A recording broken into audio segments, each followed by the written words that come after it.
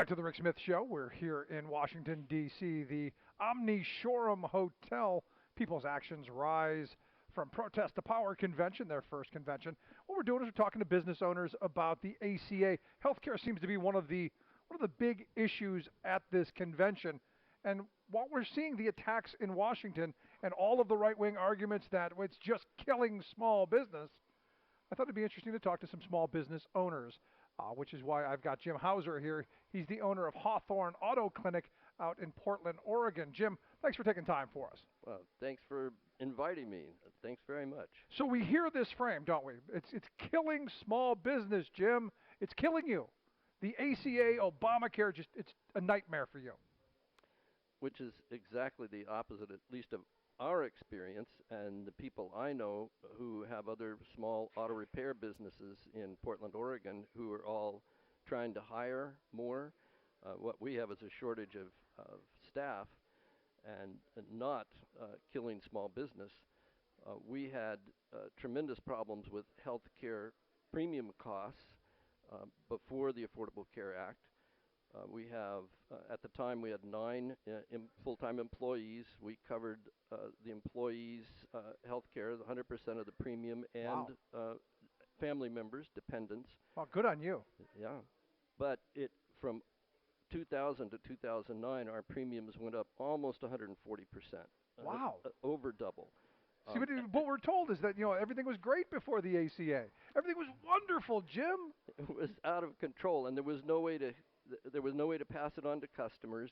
It was unsustainable, which is why I, at that time, got involved in trying to come up with some alternative. Right. In '08, both presidential candidates were talking about health care reform, and I heard about Main Street Alliance, and that they, in particular, were going to be attempting to make sure that whatever either candidate or either president came up with had the interests of small business included.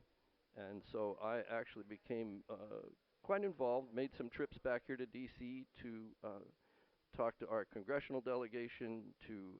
I actually testified before a House subcommittee, a Senate committee, had some meetings at my shop with other small business owners to meet with our Senator Merkley and our Representative Blumenauer. And in the end, it made enough of a difference that we now actually have 12 full-time employees.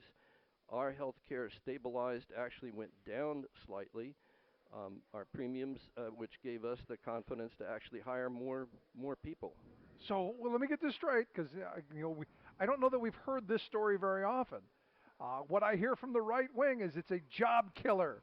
It's like any regulation; it's killing jobs. But you're saying you actually added people because of the certainty, and I know I love using the Republican language of certainty, but of the certainty of being able to provide health care for your employees and actually stabilize the cost. Am I getting that somewhat right?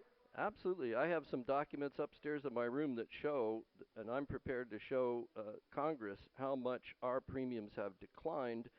And for the first time, we actually have more coverage. We have our employees with children now have dental coverage as part of the ACA.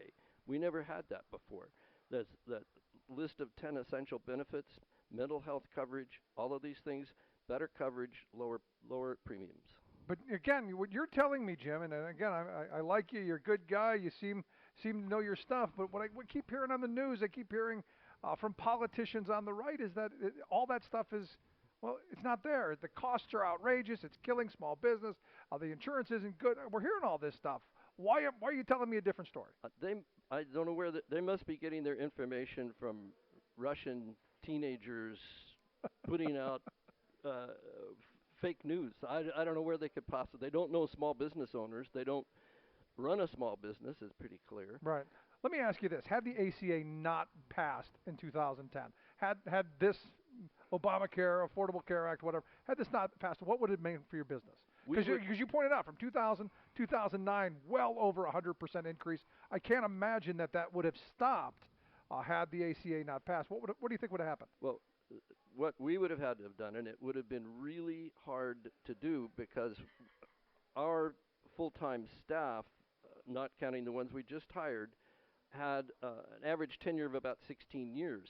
If we suddenly went to them and said, we're going to have to basically cut your pay, we're going to have to take some of the money we've been paying you to pay some of these premiums, that would have been very, very difficult. It would have been difficult for my wife and I to ask, but also for people who have expectations and who you want to be loyal in the same way you don't want your best customers to even think of going anywhere else. The same is true with your employees, your staff. Right. And that could have been very, very bad for our business. And again, we keep hearing these frames that, I hate hammering on it, but we keep having people say, it's horrible for business, and I'm hearing you tell me that it's not. But let me ask you this, because I hear the other side of this, that, well, it's okay, but it could be better. Is there a place where you see this could be better for you as a small business owner? Because I got to be honest, as a small business owner myself, healthcare is not something front and foremost on my mind. It's something I don't know that I really want to have to deal with. Well, there are several things that could be better. One of the things we're facing, is competing in the marketplace for employees. Right now it's tough. And the very big businesses, the Nikes and the other big companies, Intels that we have in Oregon, they provide full coverage to employees and their dependents. Right. They can do that. They can spread the costs further. They also are big enough to negotiate with insurers for better rates, because if it doesn't work out, they can self-insure. Small businesses pay 36 to 40% more for the same coverage, and so it's very difficult for us to compete for staff when we're at a economic Certainly. disadvantage. Certainly. And so we need something like one of the things we almost got, public option, I think was a good opportunity to both compete in the marketplace by bringing small businesses together in a buying group to give us even playing field with the large companies so that we can better compete for those Right. those same employee or potential employees. What's interesting when you talk to people about that you've pointed out, most people think that already exists because it makes such good sense. Right. I mean, it almost seems like it's common sense. Yeah. Well, yeah. See, there's no way that with my 13 employees I can compete. Not with Intel. The You're not doing it. Every savings that the insurance company passes on to Nike or one of those companies gets shifted onto small business and individual ratepayers. It's not like they take it out of their stockholders. Right. It seems almost receipts. backwards, doesn't it? It does. And I hear people telling me all the time that, Rick, you talk about redistribution of wealth. And I say, yes, I do. I would like to see the wealth redistributed like it used to be when my grandparents' generation were in their work lives, where the wealthy paid more taxes because guess what? They've got the money. And these big insurance companies and these big companies, they spread the wealth and maybe helped out the little guy instead of what you just pointed out. Oh, absolutely. It's way with my father, my grandfather. My mom stayed home, raised 6 kids. My dad was a service manager at a little town Chrysler Plymouth dealer on one salary. We had 2 nice cars. My mom got to stay home. I remember going to the grocery. We'd have 4 grocery carts of food because, Yeah, you got a lot of family, mouths. Sure. all on one salary. And my dad had full retirement benefits, full health care for all of us. They even did house calls, and that's all gone away. And why do you think that is? I mean, I say, as part of my program, I think it's the destruction of labor unions in this country, but I'm curious your thoughts. Well, it was shifting. I mean, shifting the tax cuts meant that the government was no longer able to provide the services they once did. The large corporations, especially as they got bigger and bigger and bigger, got groups like the National Chamber of Commerce, the National Federation of Independent Businesses, got small businesses, instead of identifying with their neighbors and the communities that they provided benefits for and who were their shoppers, small businesses in a large measure started identifying with the big businesses. Oh, my interests are more in line with Yep. the very largest companies, and that whole, which meant you can either learn how to run your business better, or you can see your employees as your profit center by Or just a cost on the bottom line. cutting costs. Or just a cost on the bottom line. Yeah. So let me ask you, like kind of last line of questioning, how do we move that back? I mean, I talk about my grandparents' generation, the greatest generation, because they built the most prosperous working class in the history of civilization. Is there a way not to go back, but to learn those lessons and as we move forward, give our children and grandchildren those opportunities?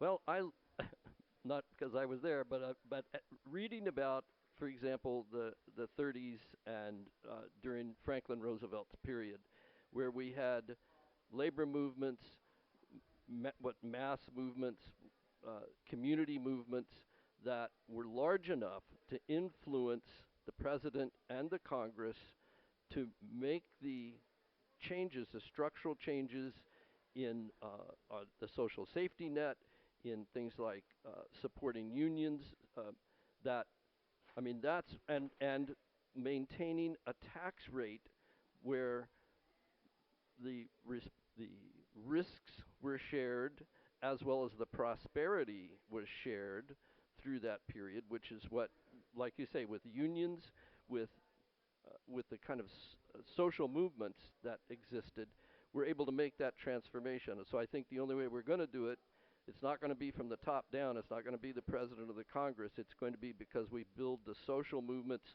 the labor movements that all of those politicians fear for their jobs. Yep. If they don't do what the right thing. And that's the hope out of this convention. Some 1,200 people here. What they'll take from here, what they learn here, they take back into their communities and move us forward. Jim, I appreciate you taking some time for us. Well, thanks for taking my voice. Great talking with you. Thanks so much, Jim Hauser. Quick break here from the Rise Up from Protest to Power convention. Stick around. You're watching The Rick Smith Show.